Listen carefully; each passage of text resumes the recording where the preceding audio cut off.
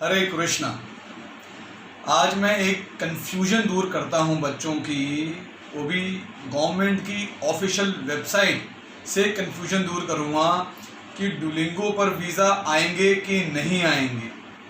हर बच्चे का दिमाग में एक डाउट है, एक कन्फ्यूजन है कि डुलिंगो के ऊपर हमारे स्टडी वीज़ा के वीज़ास आते हैं कि नहीं आते। I show you over here. पर पहले एक चीज़ ध्यान से समझें।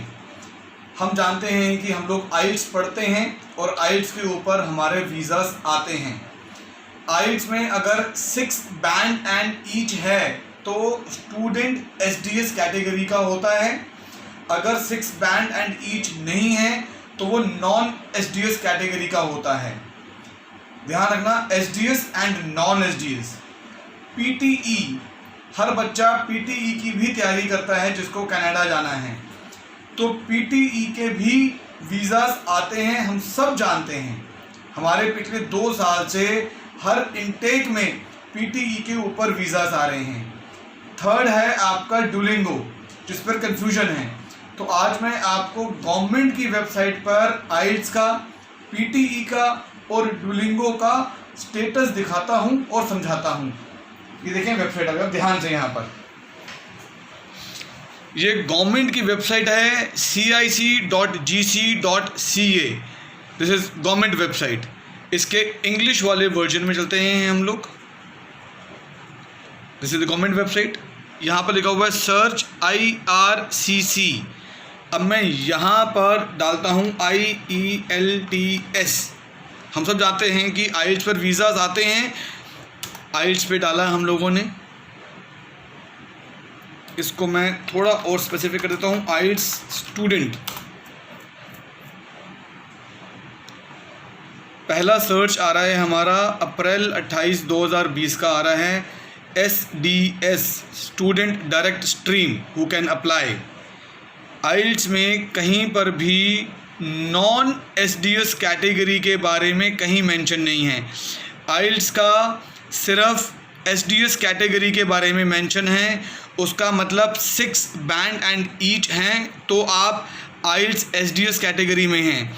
अगर आपके किसी भी एक में 6 बैंड एंड ईच नहीं हैं तो आप नॉन एसडीएस कैटेगरी के स्टूडेंट होते हैं आइल्स के अंदर, जिसका यहाँ पर मेंशन नहीं है। तो मैंने अभी आपको एक चीज़ क्लियर कर दी है, आइल्स एसडीएस एंड नॉन एसडीएस। तो ध्यान रखना, IRCC की वेबसाइट, गवर्नमेंट की ऑफिशियल वेबसाइट सिर्फ एसडीएस कैटेगरी के बारे में ही बता रही है, नॉन एसडीएस के बारे में नहीं बता रही। अब मैं आपको पीटीई दिखाऊंगा, फिर मैं आपको डुलिंगो दिखाता हूँ। आइए इधर। तो अब हम दोबारा चलते हैं यहाँ पर ही सर्च पे। Again search IRCC। यहाँ मैं टाइप करता हूँ PTE स्टूडेंट। जब मैं पीटीई स्टूडेंट करता हूँ, पीटीई स्टूडेंट नो रिजल्ट। क्यों? क्योंकि पीटीई नॉन एसडीएस कैटेगरी में आता है, वो एसडीएस कैटेगरी में नहीं आता। लेकिन हम सब जानते हैं कि पीटीई के ऊपर वीज़ास आते हैं। किसी भी कंसल्टेंट से आप पूछेंगे तो सारे कंसल्टेंट कहेंगे कि यस, पीटीई के ऊपर वीज़ास आते हैं। लेकिन गवर्नमेंट कह रही है कि कुछ नहीं इन्फॉर्मेशन है। तो क्या आप ये बोलेंगे जी पीटीई में वीज़ास नहीं आते? Under non SDS category visas आते हैं।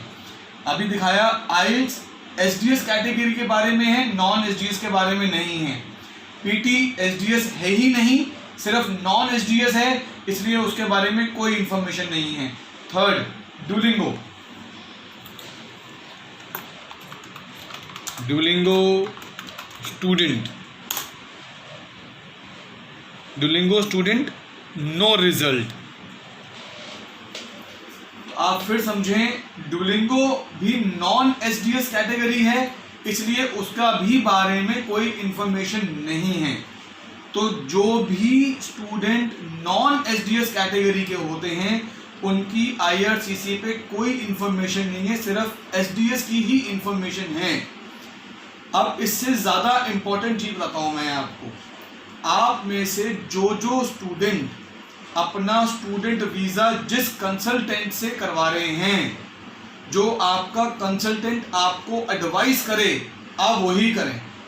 मैं बिल्कुल नहीं कह रहा कि आप आइल्स पढ़ें, आप पीटीई पढ़ें या आप डुलिंगो पढ़ें।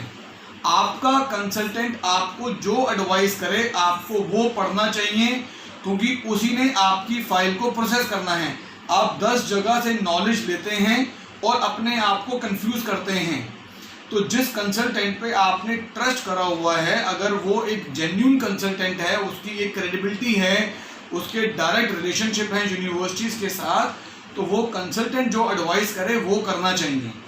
हम as an Vimars career consultants private limited, हमारे हिसाब से कनाडा के लिए आप आइल्स करेंगे तब भी वीज़ाज आएंगे, पीटीई करेंगे तब भी वीज़ाज आएंगे, डुलिंगो करेंगे तब भी वीज़ाज आएंगे, क्योंकि ये सारे के सारे इंग्लिश प्रोफिशिएंसी टेस्ट हैं। सिर्फ डिपेंड है आपके अपने ओवरऑल प्रोफाइल कैसा है, आप अपनी फंडिंग कितनी शो करते हो, मेडिकल कैसा रहता है, जीआईसी अकाउंट पूरा खोल रहे हो कि नहीं खोल रहे हो। पर इंग्लिश प्रोफिशिएंसी इन तीनों पर वीज़ा आएगा अगर आपका बाकी प्रोफाइल ठीक है तो कोई कंफ्यूजन नहीं है। हाँ, आपको एसडीएस में जाना है तो आइल्स ही करना पड़ेगा, 6 band and each minimum requirement. Non SDS आप कुछ भी कर सकते हैं, आप टोफिल भी कर सकते हैं, आप कैम्ब्रिज भी कर सकते हैं, उस पर भी नॉन एसडीएस पर आपके वीज़ाज आएंगे। तो इसमें कोई कंफ्यूज ना हो, वीज़ाज आएंगे आपके। और इस वक्त सितंबर इनटेक या फिर जनवरी इनटेक के अंदर maximum students world wide non SDS category के अंदर ही अप्लाई कर रहे हैं, क्योंकि आइल्स सेंटर्स बंद पड़े हैं। तो इसमें कोई घबराने वाली बात नहीं है।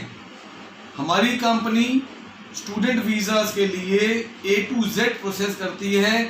हम लोग आइल्स भी पढ़ाते हैं, पीटीई भी पढ़ाते हैं, डुलिंगो भी पढ़ाते हैं, स्टूडेंट्स की काउंसलिंग भी करते हैं, उनको country selection, course selection, university selection की गाइडेंस भी देते हैं, उनका ऑफर लेटर भी अप्लाई करके मंगवाते हैं और इंडिया में वीज़ाज भी करवाते हैं। हमारी प्री लैंडिंग सर्विसेज भी हैं, पोस्ट लैंडिंग सर्विसेज भी हैं। हमारे ऑफिसेज दुबई, हैदराबाद, सिरसा, कुरुक्षेत्रा और हेड ऑफिस हमारा नोएडा में है। आप डिस्क्रिप्शन बॉक्स में हमारे नंबर्स दिए गए हैं, आप किसी भी नंबर पे कॉल कर कर अपना इमीडिएटली स्टूडेंट वीज़ा का प्रोसेस कर सकते हैं।